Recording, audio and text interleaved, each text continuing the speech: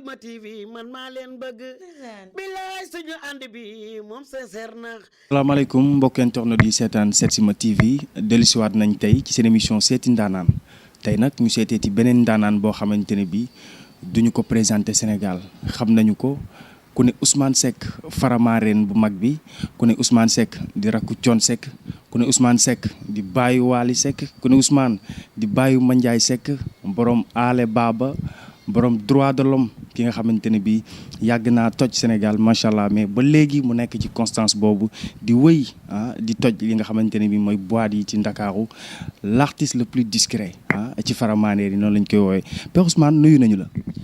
sëñ Khadim maa ngi lay delloo nuyoo bi di kontaan ci ñëw bi nga fi ñëw ànd ak sa caméraman bi nu mu tudd sax Ousmane sama turando donc Setsima TV daf ma seet si ma am ci contentement bu baax. jërëjëf Père Ousmane donc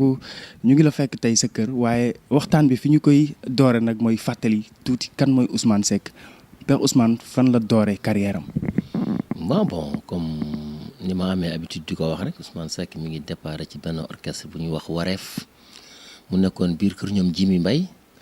ak ñoom Paate Mbaye papay boy Pagaay Mbaye moo yoroon benn orchestre bu ñuy wax Wareef foofu laa démarré après nag ci la gisante ak Fatou Guewel ñu nekk moom it après ci laa gis ay Majooji Ñing Ndey Mari Njaay Kawlo bari na ay artistes ak ni ma ñëwee ci Mapenda Takk Ndeer bi ma demee Ramdaan ak produit yu bari yoo xam ni def naa ay kër donc voilà carrière bi noonu laa débuté quoi. kon du ci Thione Seck nga doore donte mooy sa mag. foofu laa mujjee foofu laa def fukki at ak benn après mu door ma ber ma door a am Ouz Band. d'accord ñu bëri dañoo yaakaaroon ne nag Ousmane Seck dafa ñëw rek Thione jàngal ko di magam ber ko mais Ousmane ndekete jot naa mbappat jaar ci ay kër ak yu bëree bëri est-ce que mën nañoo un peu jaaraat ci parcours boobu Ousmane Seck jaar. waaw parcours bi mooy comme ni nga ko wax mbappat la ay way ay kasak ay ngénte ay takk way xam nga simb way làmb lu ne daal macha allah wayu koñ yi xam nga wayantu dem géej way bon nit di def ay nekk studio nga defal ko ay kër ay artistes yu bari macha allah waaw comme ne Ndey Mari Njaay Gawlo ni Majooji Ñing Pape Djibi Baax même les filles branchées Ousa yoroon defal naa leen ay kër ñaari produits même kii waaye am na benn taalibe Moustarchidine bu ñuy wax xawma nan Njaay moom it defal naa ko ay kër Mapenda Seck defal naa ko ay kër yu bari sax Fatou Guewel moom fa laa gën a yàggee sax ni ma ñëwee Ramdaan def fa fukki at ak ñaar def ay kër aussi def tout ça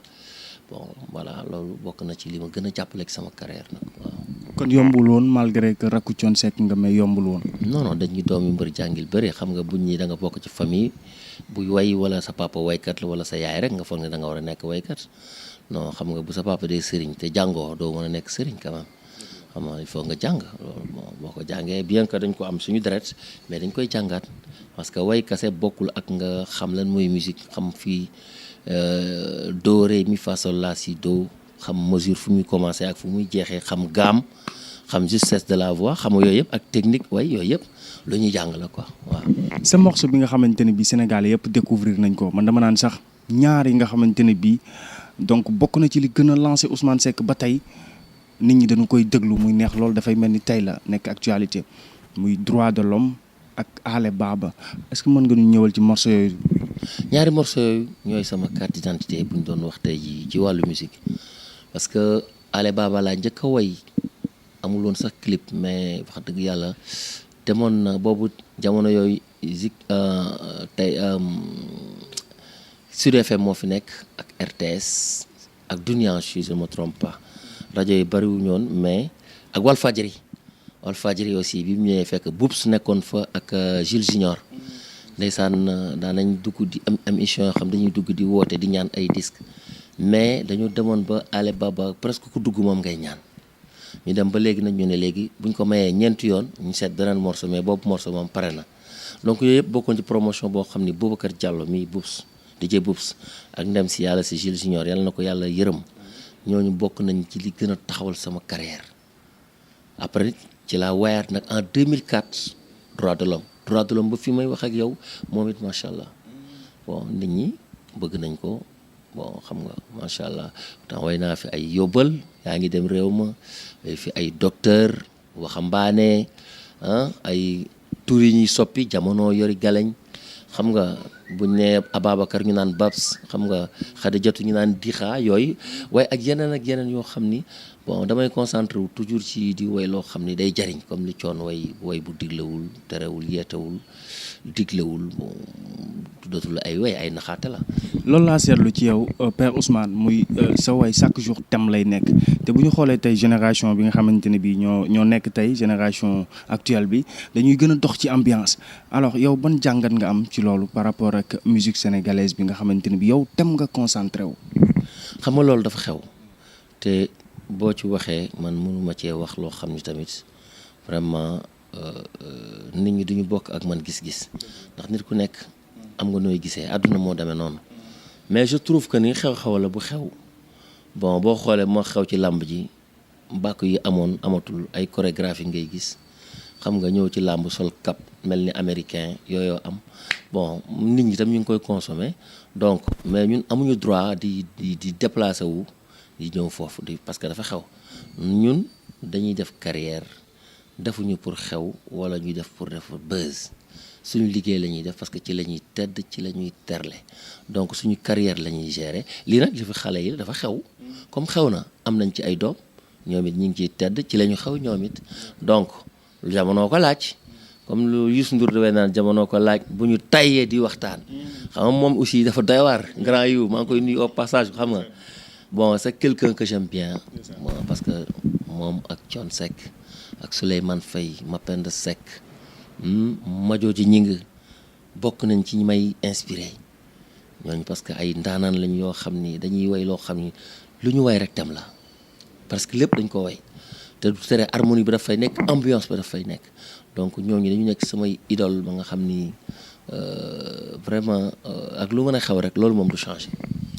donte Thione Seck mooy sa mag sax waaye Youssou Ndour bokk na ci koo def idole. bien sûr parce que dama xool ni mu def créer ay emploi créer ay organes de presse bon employé ñu bari ci ay sénégalais ñu bari bu ñu defoon Youssou Ndour je pense que Sénégal li koy développé day gaaw bon mu nekk loo xam ne nag vraiment gis naa ni Wally Seck sama doom aussi mi ngi ci yoon bi bëgg na loolu il est ambitieux dama bëgg nit ko ambitieux nit koo xam ni tu travailles et tu fais travailler c'est très important donc loolu tax mu nekk ay jug et puis harmoniquement ak ni muy waye tamit daf ma neex moom xam na loolu Youssou Ndour donc mu bokk ci ñi samay idole te dégg naa ne moom it daf may déglu bu baax man waaw loolu mu nekk lu ma neex te ba ma ko déggee yàgg na donc ñoom ñun ñaar daal xam naa ni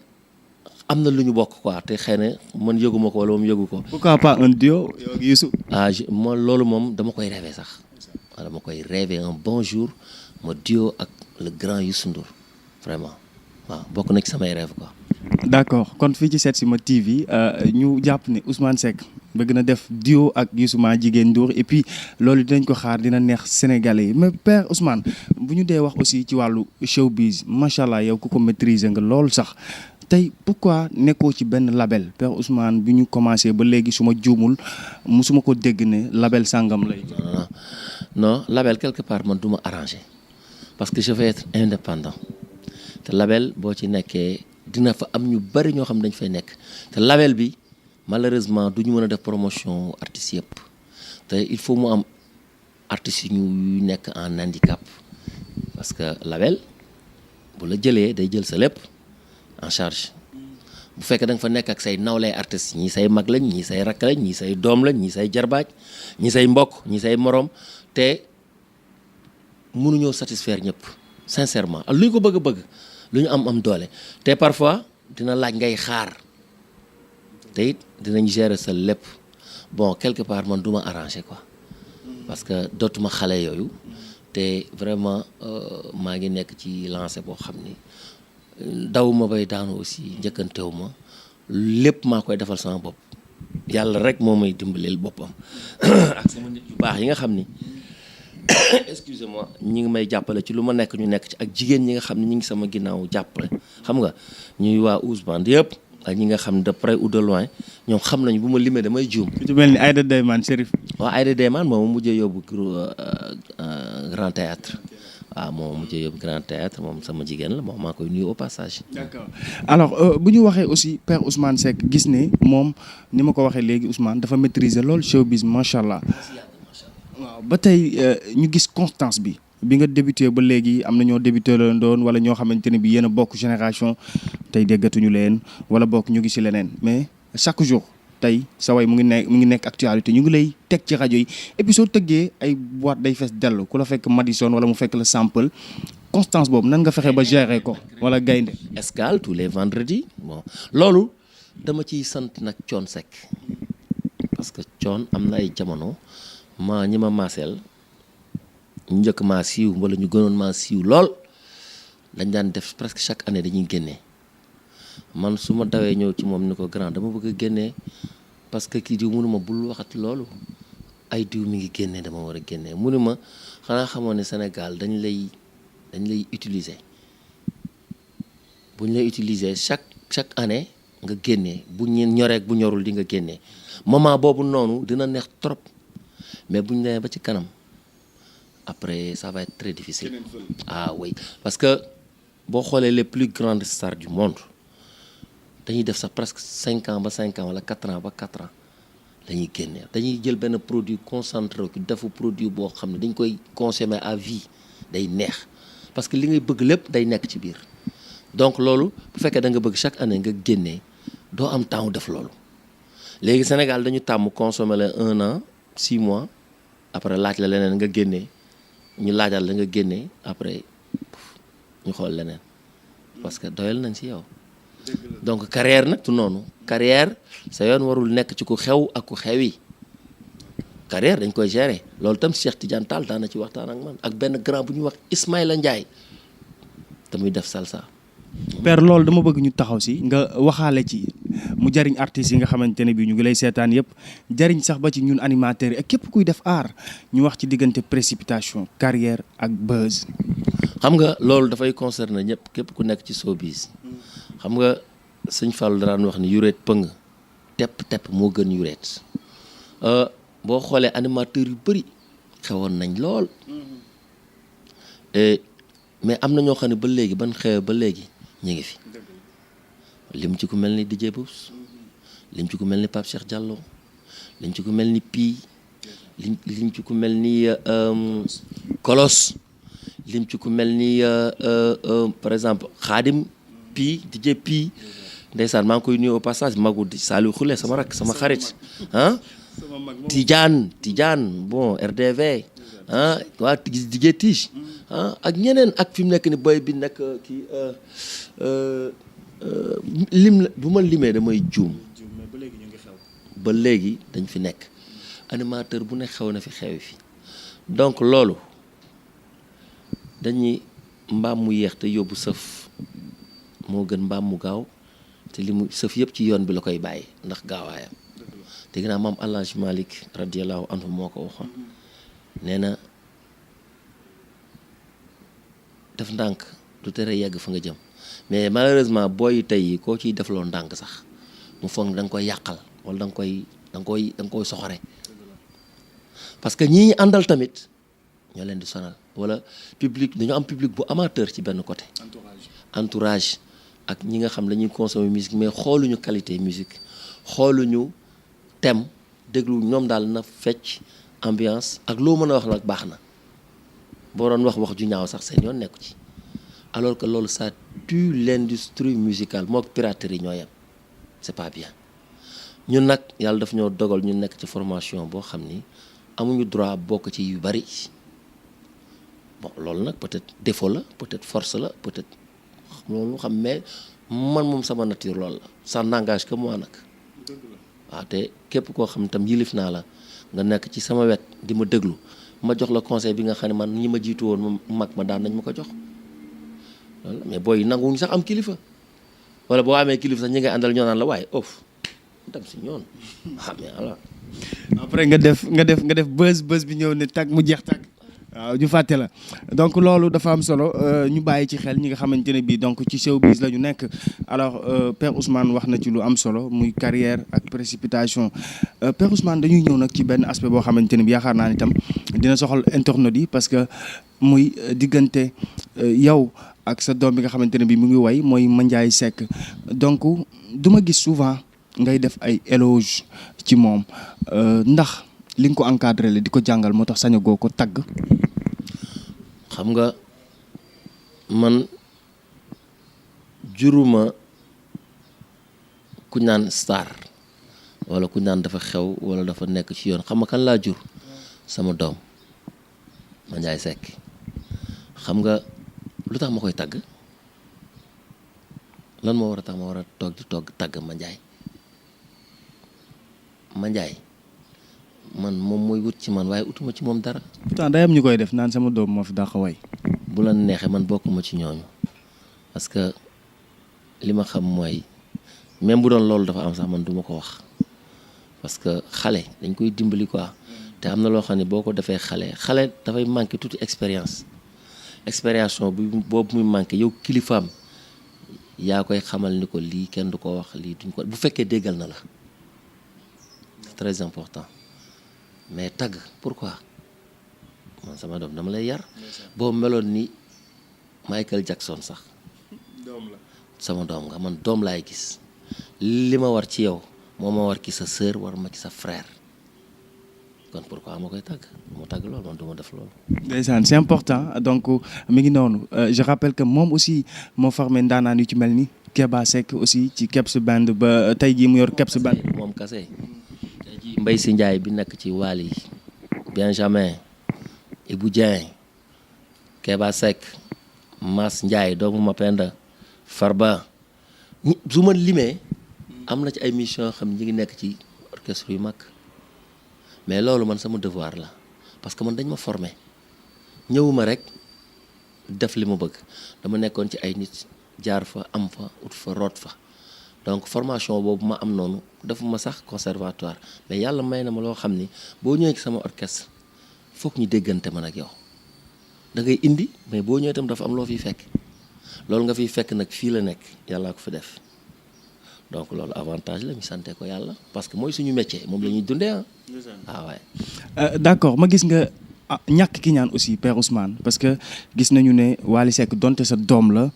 waaye gis nañu nga génne benn way Faramareen ci biir way bi nga way ko ci sa diggante ak Wally Seck. loolu histoire la histoire réelle la Mareen juddu naa ba toll ni ma toll ni musuma fa dem te foo teg ñu naan Faramareen la Maria Yacine may sa bégge te musuñoo dem ci dëkk ba dëkk boobu nekk suñu dëkku maam bi ñu màggee ñun ñëpp nekk ay artistes di woote woo Faramareen Wally moom a njëkk a yóbbu foofu bu ñuy def clip bu taluma leen xaw ma lan ma pendaa ma woo fii ne ma Wally day def orchestre dafay def clip réew dëkk ba la ko bëgg a defee ndax nee na dafa bëgg ñu gunge ko man leen man ko loolu c'est une très bonne chose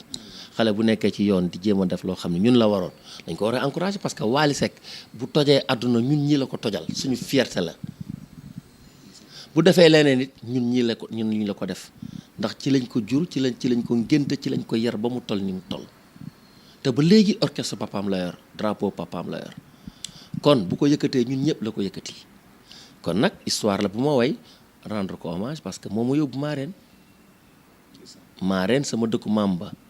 Ousmane dellu Mareen ngir gëstu ci cosaan ànd ak Wally Ballago sama doom sama tiitar loolu la demee. merci beaucoup donc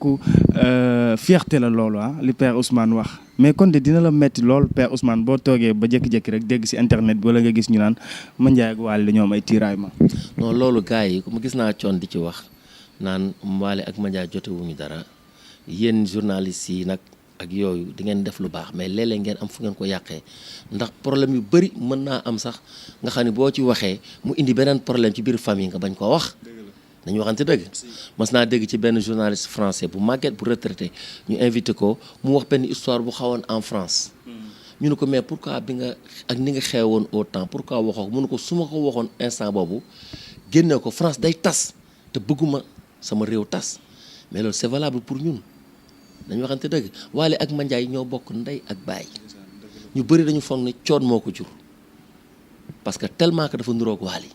man Cheikh Mbacké Bombali ñu bëri dañu foog ne maa ko jur parce que sama enfance la yor waaw léegi même bu fekkee ni pourtant ñu bokk war nañu mën a am problème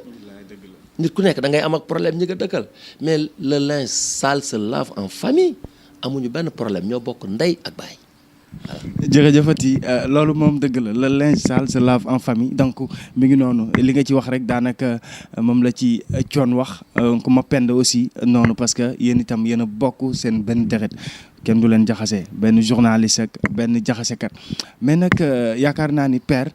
tey fi may tëjee interview bi wala fi may mujjee avant may wax sax foofu dama bëggoon naa la laaj aussi boîte yi ngay faral di tëgg nga fàttali ko parce que internautes yi daf leen intéressé. voilà man tous les mercredis désormais maa ngi gaynde Yarax la nekk xew na ñëpp fa bëgg a jouer ñëpp fay daje bon tous les vendredis maa ngi Escale au bord de la mer Cambérène la tous les dimanches maa ngi Tëngéej Sampal loolu yàgg na ëpp na fukki at bon yeneen jours yi yenn saa maa ngi Madison yenn saa maa ngi Kër gi Teranga wala dem Petite Côte ci Petite Côte bi ak fu nekk parfois fu ma am contrat rek bon ma dem fa tëgg mais jours yi fixe daal mooy les vendredis Escale les dimanches à Rufisque les mercredis Gaynde voilà. est-ce que yow ak Mandiaye yéen a fay nekk wala yow kese. non man kese maa fay nekk parce que fi mu nekk ni Mandiaye mi ngi suivre carrière am en solo donc waaw voilà. maa fay nekk ak benn xale bu ñuy wax nombre ak yeneen xale yoo xam ni maa ngi leen di jël di leen coacher ñoom it ñoo ñëw daw tafu ci man bëgg ma coacher leen ñoom it maa ngi def li ma mën ci ñoom. jërëjëfati père donc fi may jeexale nag mooy xanaa ñu jaale la lu fi am lu yàggul muy sa doom Ndeye Fatou Seck ndeysaan suñu sœur yal na suñu borom yërëm ko xare ko àjjana nga toog ba mu yàgg père kat ñu ne la sa doom. noppalu na génn àdduna te mi ngi woon bitim réew père loolu la def si yow loolu. dellu ci yàlla rek yàlla bu lay jox du la tàggu buy jëlit du la tàggu sant ko rek jullit moom léppam yiw la sa dund yiw la sa dee yiw la loolu la yonent bi wax sallallahu alayhi wasallam comme yàlla nag mooy joxe bu jëlaatee dañ koy santaat rek noonu rek la demee. alors mi ngi noonu donc yaakaar naa ni ndam ñëpp bokkoon nañu ak yow tiis bi muy famille bi. waaye daf ma mujjee dépassé xam nga dañu parfois naqar dina mujjee sobliku bànneex ndeysaan dem si yàlla si Ahmed Amar daf fi ñëw jaale ma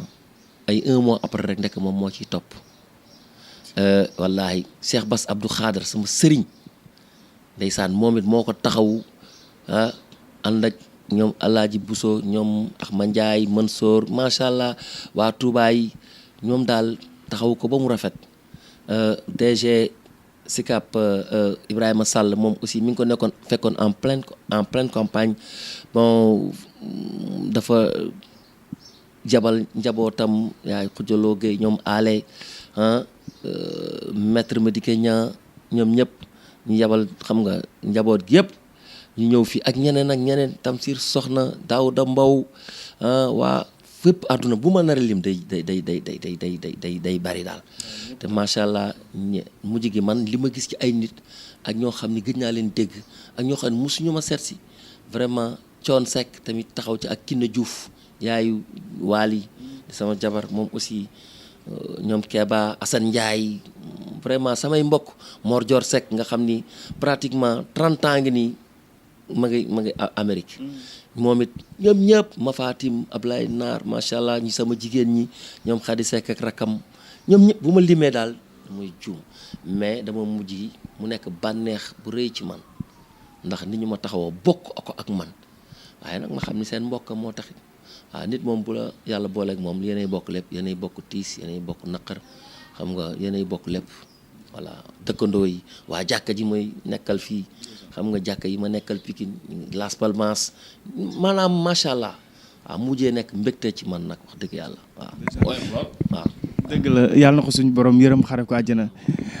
père bu ñu doon wax nag fi mu nekk nii sa dernier mot sa kàddu gu mujj sa émission bi lan ngay tàggatoo. préciser sa kàddu gu mujj ci émission bi mooy santaat leen gërëm leen di gërëm waa Ousmane bu baax di gërëm xam nga ñi nga xam ne ñëpp ñi ngi may jàppale ñoom Koura Fall Papa Ndiaye Mama Seck ñoom Khoudia Gueye ndeysaan ñoom Mam Boy ma ca France ñoom Mam Ngagne Demba Awa Sène Penda Sow ñoom xale yu Jili Bàcc Thio Ndiaye xam nga su ma limee daal damay bañ a juum xale yi macha allah muy góor muy jigéen ñoom Aline Diop Fox sama xarit xam nga Moustapha Goudiaby ak ñëpp Alage Faye macha allah ñëpp ñi may jàppale daal nga xam ne benn lam du yëngu ñooñu ñëpp maa ngi leen di sant di leen gërëm ci jàppale parce que vraiment fii suuf bu ëppanteer dañ koo jàll voilà. ku bëgg a baal si Madison wala nga bëgg a baal si Sample wala nga bëgg a baal si nan nga mën a def ba jokkalanteeg staff bi pour ñu tegtal la directement. waaw xanaa bu ñu jëlee si 77 634 30 14 77 634 30 14 mooy numéro bi nga xam ni ñëpp ko am bu ko defee après programme bi yëpp ku gisul ci internet wala promotion ci publication Facebook wala WhatsApp boo WhatsApp mooy 634 30 14 programme yëpp ci la ñuy jaar waaw. ñi am anniversaire yu mag yi mën na ñëw feetee ko fa àndandoo ak. bien sûr comme tout le temps ñu ngi koy def bon anniversaire yu mag yëpp ku bëgg ñëw passé ak ñun sa anniversaire ñu defal la ko ba mu neex voilà. jërëjëf di gërëm naa la Père Ousmane. non kontaan naa ci yéen nag parce que maa ngi doon déglu bu baax questions yi mais je vois que c'est très bien traité maa ngi leen di encourager. merci beaucoup. jërëjëf Père Ousmane Seck la woon donc moom la ñu dalaloon tey ci seeti ndaanaan maa doon ceeg sama caméraman sama réalisateur Ousmane ma gërëm ko bu baax sant ko gërëm nag nijaay mi nga xamante ne bii moo jaax fii si tenue bi donc moom mi ngi jëppal borom Wade Couture maa ngi koy jaajëfal bu baax di leen jox dig daje incha allah ci beneen jotaay ak beneen ndaanaan. Setsima TV man maa leen bëgg bilaay suñu ànd bi moom sincère na